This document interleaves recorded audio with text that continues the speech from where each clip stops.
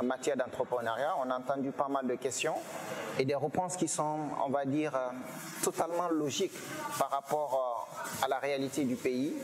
On se dit qu'il y a, on va dire, on ne peut pas se permettre de penser que tout est perdu. On a des jeunes qui ont du potentiel, on a des jeunes qui ont des idées assez cohérentes et qui sont capables de développer des entreprises. Tout ce qu'ils ont besoin, c'est des coups de pouce. Ce qu'ils ont besoin, c'est d'être déjà encouragés, mais c'est aussi d'être soutenus et financés.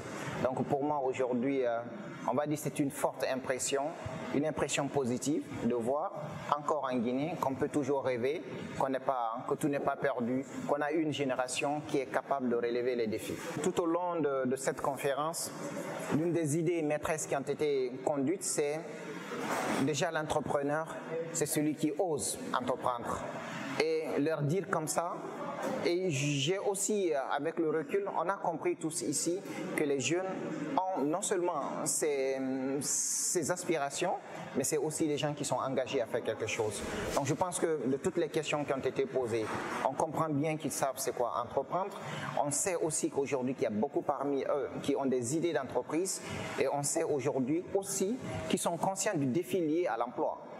Déjà, rien que cela, on va dire, c'est une obligation qui va pousser les gens au fait à entreprendre. Parce que quand on sait qu'il n'y a pas d'espoir à trouver de l'emploi, comme cela se faisait, on va dire, dans le temps de nos grands-pères ou de nos papas, où vous finissez les études universitaires, vous avez tout de suite embauché par l'État. Mais aujourd'hui, il faut créer votre entreprise pour espérer avoir de l'emploi. Car le marché d'emploi est très rude, les offres sont assez minces, mais aussi et surtout les opportunités ne sont pas immenses.